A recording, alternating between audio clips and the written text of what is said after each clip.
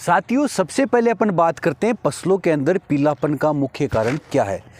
ये micro nutrient है जो कि फसलों के लिए एक प्रकार से संपूर्ण आहार का काम करते हैं, जो कि सभी पोषक तत्वों की कमी को पूरा कर सकते हैं। राम किसान साथियों, अभी मई का महीना चल रहा है, तेज धूप पड़ रही है, जिसके कारण अपनी फसलें सारी की सारी स्ट्रेस में जा चुकी है। चाहे वो मिर्च की फसल हो, चाहे वो टमाटर की फसल हो, चाहे किसी भी प्रकार की जो सब्जी वर्गीय फसलें हैं, सभी की सभी फसलें हैं वो स्ट्रेस में, जिसके कारण उनके अंदर जो फूल है वो झड़ रहे हैं, मतलब फ्लावर ड्रॉपिंग की शिकायत आ रही है। फ्रूट है वो सही से साइज़ नहीं ले पा रहे हैं, पत्ते हैं उनके पीले पड़ चुके।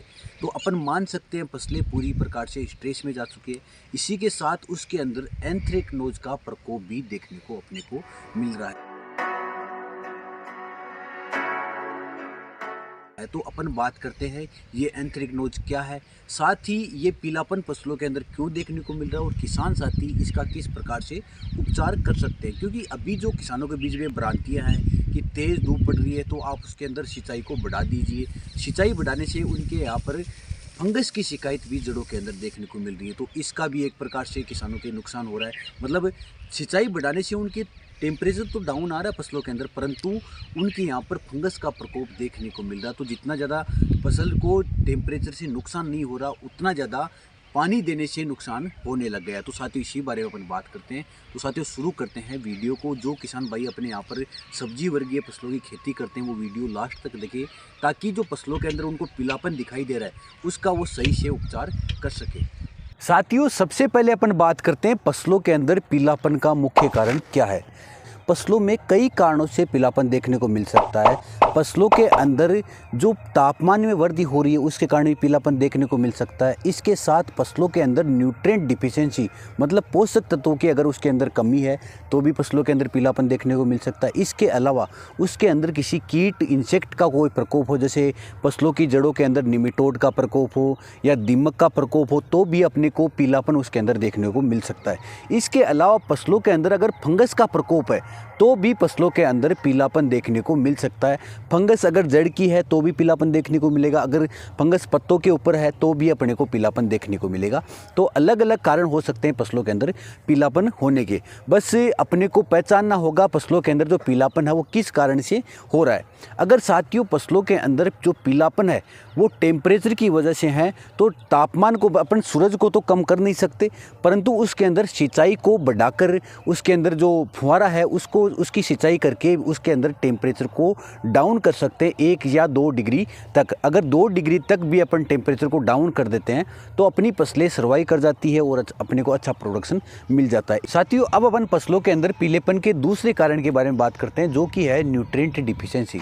फसलों के अंदर कई पोषक तत्वों की कमी के कारण पीलापन आ सकता है। अगर बात करें जिंक की, तो जिंक की कमी से भी फसलों के अंदर पीलापन देखने को मिल सकता है। फसलों के अंदर नाइट्रोजन की कमी के कारण भी पीलापन देखने को मिल सकता है। इसके अलावा फसलों के अंदर मैग्नीशियम या कॉपर या आयरन की कमी के कारण भी पीलापन देखने को मिल सकता है। तो किसान साथी अपने यहाँ पर इसकी पूर्ति के लिए माइक्रो न्यूट्रिएंट, सूक्ष्म पोषक तत्वों का प्रयोग करें, जिसके कारण वहाँ पर जो पीलापन पोषक तत्वों की कमी के कारण है वो खत्म हो सके।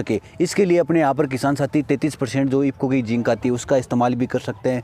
इसके अलावा किसान साथी अपने यहाँ पर मैग्नीशियम सल्फेट का इस्तेमाल कर सकते हैं, आयरन सल्फेट का इस्तेमाल कर सकते हैं। इसके अलावा किसान साथी इन सभी पोषक तत्वों के लिए अपने यहाँ पर सागरिका लिक्विड का इस्तेमाल कर सकते हैं अगर स्प्रे में कर रहे हैं, या फिर अगर अपने यहाँ पर बेसल डोज में कर रहे हैं तो ग्रेनुअल सागरिका का इस्तेमाल कर सकते हैं, उमेदसु का इस्तेमाल कर सकते हैं। ये माइक्रो न्यूट्रिएंट है जो कि फसलों के लिए एक प्रकार से संपूर्ण आहार का काम करते हैं, जो कि सभी पोषक तत्वों की कमी को पूरा कर सकते हैं। साथियों, अब अपन फसलों के अंदर पीलेपन के तीसरे कारण के बारे में बात करते हैं, जो कि एक्चुअल में फंगस से होता है। मोस्टली अभी फसलों के अंदर जो टेम्परेचर है वो बहुत ज़्यादा है, जिसके कारण उसको कम करने के लिए अपन सिंचाई की संख्या को बढ़ा रहे हैं। चाहे अपन ड्रिप के माध्यम से पानी दे रहे हो या फिर फुहारा सिंचाई के माध्यम से उसके अंदर पानी दे रहे हो, तो अपन पानी की मात्रा को, पानी की संख्या को जो देने की है वो बढ़ा रहे हैं, जिसके कारण वहाँ पर मॉइस्चर की मात्रा है, नमी की मात्रा वो बढ़ रही है। और ज़्यादा तापमान और ज़्यादा नमी की वजह से वहाँ पर एंथ्रेक्नोज एक प्रकार की फंगस है जिसकी संख्या, जिसकी ग्रोथ होने लग जाती है, जो कि फसलों को डैमेज कर देती है, जिसके कारण भी फसलों के अंदर पीलापन देखने को मिलता है।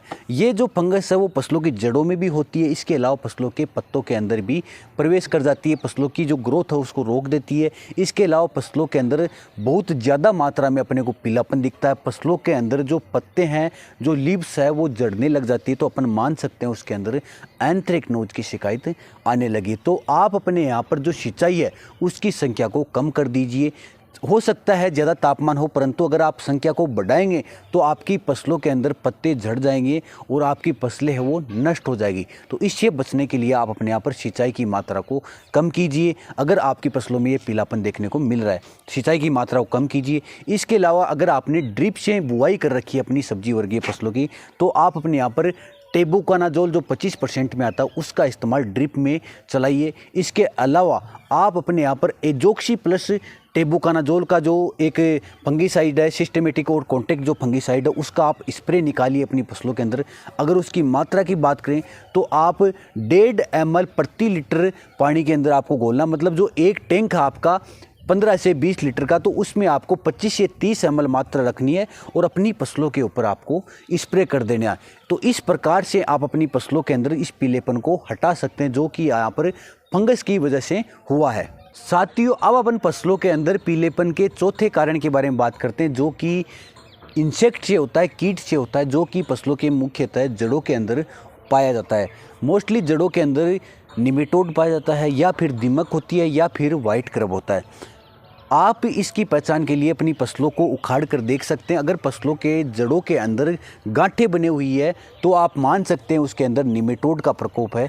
इसके बचाव के लिए आप अपने यहाँ पर कारटाप का इस्तेमाल कर सकते हैं, या फिर जो वेलम प्राइम आता है, बायर का आता है, उसका इस्तेमाल कर सकते हैं। तो इसका इस्तेमाल करने के बाद आप अपने यहाँ पर निमेटोड से छुटकारा पा सकते हैं। अगर फसलों के अंदर निमेटोड हो जाता है तो फसलों के अंदर जो वाइट रूट होती है, जो सफ़ेद जड़ें होती है, जो कि ज़मीन से न्यूट्रिएंट को अपटेक करती है और पत्तों तक पहुंचाती है, तो वो अपना काम करना बंद कर देती है, अपनी ग्रोथ करना बंद कर देती है, जिससे फसलें हैं वो न्यूट्रिएंट नहीं ले पाती हैं और फसलें न्यूट्रिएंट की कमी से पीली पड़ जाती हैं।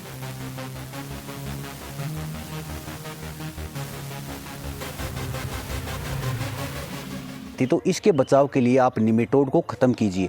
और इसके अलावा अगर आपके यहाँ पर दीमक का प्रकोप है तो क्लोरोप्लस साइपरमेथिलिन का जो 55% का मिक्सचर आता है उसका इस्तेमाल अपनी फसलों के अंदर ड्रिप के माध्यम से कर सकते हैं। इसके अलावा अगर आपकी फसलों के अंदर वाइट क्रब का प्रकोप है तो आप अपने यहाँ पर थायोप्लस जो लेमड़ा का मिक्सचर आता है उसका इस्तेमाल कर सकते हैं अपनी ड्रिप के माध्यम से, सिंचाई के माध्यम से। तो इस प्रकार से अपनी फसलों को आप पीलेपन से बचा सकते हैं, इस बढ़ते टेम्परेचर से बचा सकते हैं। तो धन्यवाद किसान साथियों। ये वीडियो किस प्रकार का लगा? अगर वीडियो अच्छा लगा तो वीडियो को लाइक कर सकते हैं, साथ ही आप घंटे के बेल आइकन को दबा सकते हैं ताकि नई नई जानकारी जो भी हम वीडियो के माध्यम से दे रहे हैं वो आपको मिल सके। इसके अलावा अन्य कोई जानकारी आपको चाहिए या कोई अन्य आपका कोई सुझाव हो, कमेंट के माध्यम से बता सकते हैं। धन्यवाद साथियों।